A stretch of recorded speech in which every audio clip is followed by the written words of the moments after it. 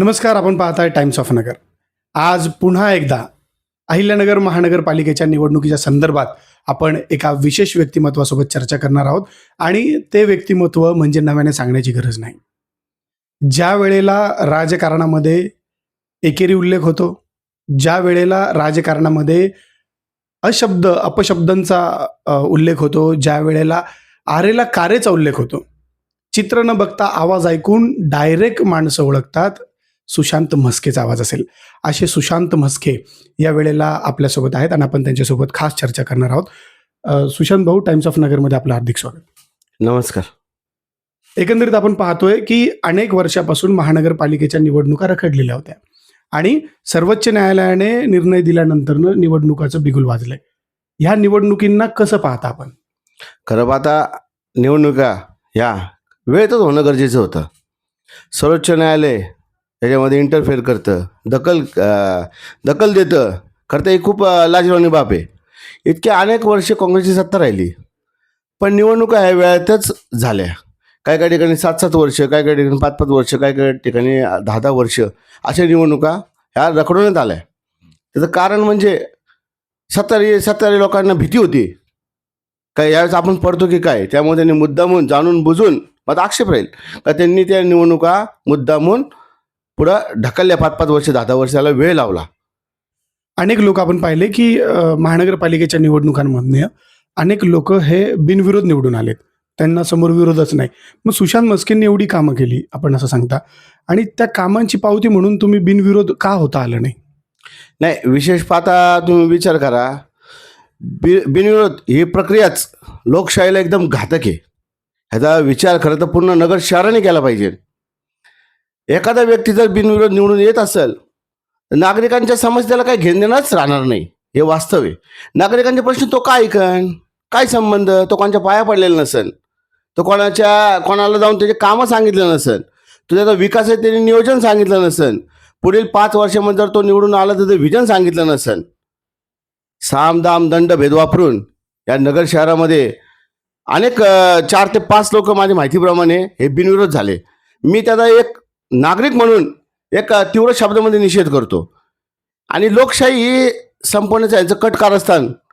आपण बिनविरोध झाला नाहीत म्हणून आपण त्यांना दोष देता असं म्हणता येईल का? नाही, मी बिनविरोध जरी विषय झाला असतो तरी मी कुणाला तरी म्हणलो असतो माझ्यासमोर उभा राहा.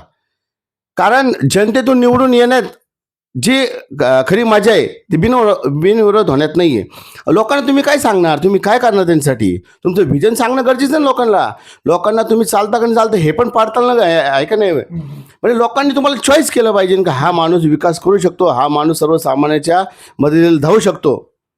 कोरोना काळाची परिस्थिती पाहिली ना आपण. कोरोना काळामध्ये इतकी वाईट परिस्थिती आली, काही लोक उपासमारीने मेले. कोणताही नगरसेवक त्यावेळेस पुढे आला नाही. जर असे बिनविरोध जर हे नगरसेवक झाले, ह्यांना समजा चुकून जर कोरोनासारखी परिस्थिती परत आलीच, ह्यांना काय घेणदेण नाही हो जनतेशी. ह्यांना जनतेशी घेणदेण राहणार नाही, त्यांच्या प्रश्नाची घेणदेण राहणार नाही. हे बिनविरोध आल्यामुळे यांची हुकुमशाही दादागिरी ही चालूच राहणार आहे. आपण एकंदरीत विजनच्या संदर्भात बोललात. आपल्या मिसेस, आपल्या पत्नी ह्या देखील निवडणुकीच्या मैदानात आहेत आणि युती महाविकास आघाडीच्या सोबत आपण लढत आहेत.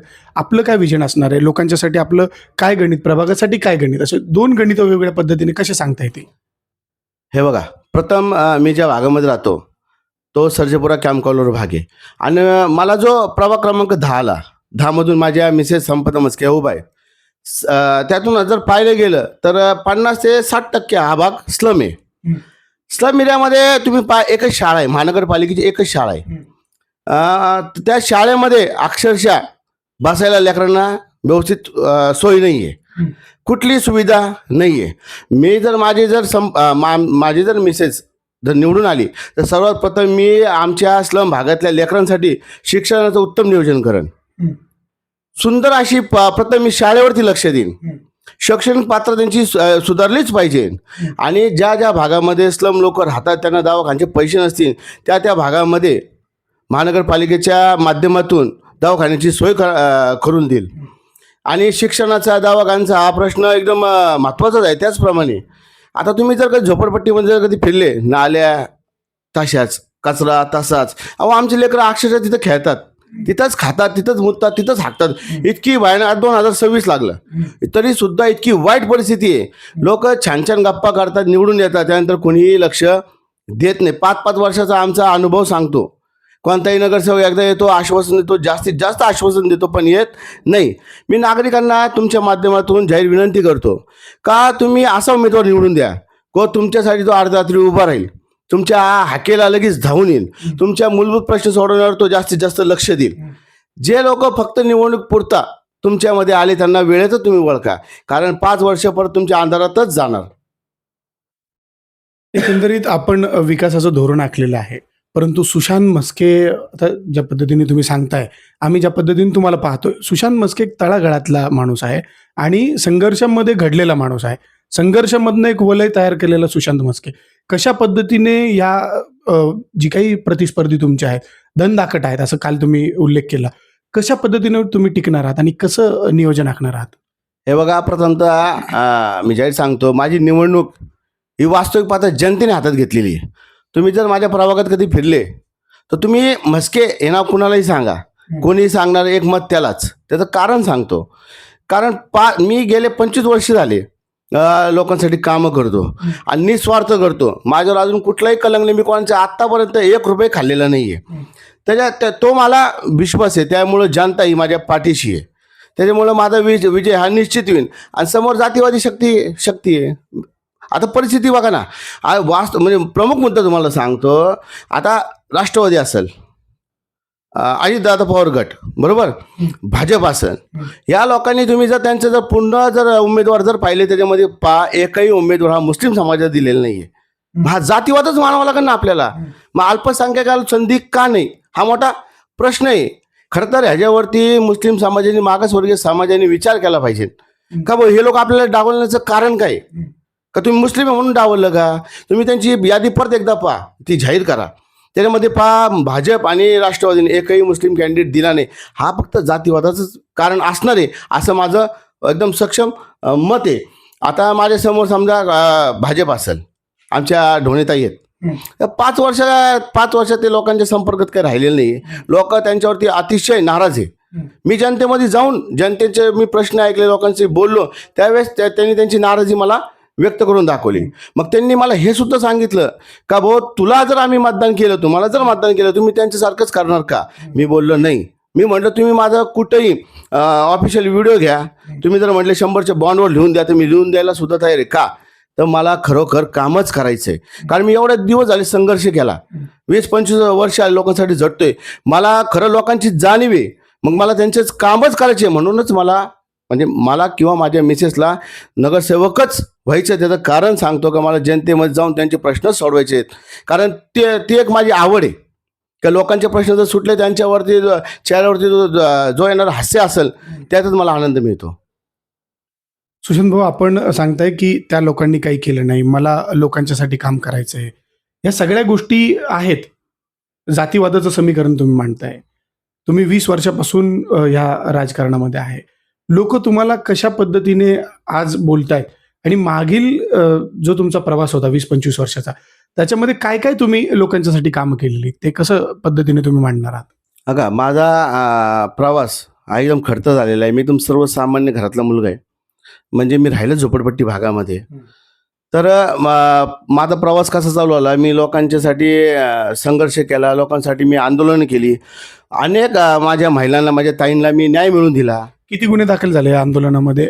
काय कसं नुकसान झालं, की याच्यामध्ये काही नुकसान झालं राजकारणात? नाही. माझी भूमिका कधी बी स्पष्ट असली. ज्या ठिकाणी सत्य आणि हक्काची गोष्ट असेल ना, मग माझं नुकसान हो किंवा चांगलं हो, मला त्याची कधी फरक पडलेला नाही आहे.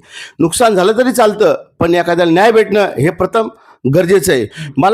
मी अनेक गुन्हे दाखल केले. अनेक ह्याच्यामध्ये मी ॲट्रॉसिटी 376, 307, 302 असे अनेक गुन्हे दाखल केले. मी एक गुन्हा तर असा दाखल केला का तो मर्डर झाला. मर्डर झाल्यानंतर 7 ते 8 दिवस ती महिला लापता होती. त्यांचे घरचे माझ्याकडे मदतीला आले. तर देशमुख साहेब होते आपले तालुका पोलीस स्टेशनला, त्यांनी मला फार मदत केली. तर आम्ही अक्षरशः ते प्रेत जे हत्या झालेले प्रेत आम्ही ते जुन्नरच्या एका ह्याच्यातून आणलं, दरीतून आणलं. 500 स्क्वेअर फूट खाली होतं ते. मग त्या ठिकाणी आणलं तर अक्षरशः ती बॉडी अर्धी संपलेली होती. त्यांना किडे लागले होते. असे सुद्धा लोकांना आपण न्याय मिळवून दिला. मग जर आपण जर वेळेत गेलो नसतो, ती बॉडी जर डिस्ट्रॉय झाली असती तर त्या लोकांना न्याय मिळालाच नसता. आंदोलन करत असताना आपल्यावर किती गुन्हे दाखल झाले? आंदोलन करत असताना माझ्यावरती रस्ता रोकोचे असे 2-3 गुन्हे दाखल असतील. मी लोकांसाठी जर बोललो असन, कुठं माझी भावना मी सरळ व्यक्ती केली असन, त्याच्यामध्ये माझ्यावर गुन्हे दाखल झालेले. त्रास झाला त्या प्रकरणामध्ये? नाही, त्रास होत नाही. त्रास होत नाही कारण काय बोलू का, ज्यावेळेस तुम्ही हक्काची लढाई लढत असता तर तुमच्या मागं कुठलीतरी शक्ती काम करत असते. त्यामुळे मला कधीही त्रास झाला नाही, कारण माझी लढाई हक्काची आहे आणि मला भीती पण वाटत नाही. जरी पाहिलं तर मी माझ्या कार्यालयामध्ये 1-2 वाजेपर्यंत बसतो. मी लोकांमध्ये एकटाच जातो. मी रात्री बेरात्री एकटाच फिरतो. मला कधी कोणाचा त्रास झाला नाही. कोणी मला धमकी देण्याचा प्रयत्न सुद्धा केला नाही. आणि त्याचं कारण सांगतो, कारण लढाई हक्काची असल्यावर भ्यायचं काही कारण नाही. नक्कीच हे होते सुशांत म्हस्के. अनेक चळवळीमध्ये ते सक्रिय असतात. अनेक ठिकाणी ते लोकांच्या न्याय हक्कासाठी लढत असतात आणि आज लोकांना जी मदत त्यांनी केलेली आहे त्यासाठी ते आज लोकांकडे जाऊन मतं मागतायत आणि आज लोकांकडे जाऊन सांगतायत की एक चांगला उमेदवार निवडा. नक्कीच ह्या प्रभागामध्ये, ह्या प्रवर्गामध्ये नक्कीच ही चुरशीची लढाई होणार आहे आणि ती पाहणं अत्यंत महत्त्वाचं ठरणार आहे.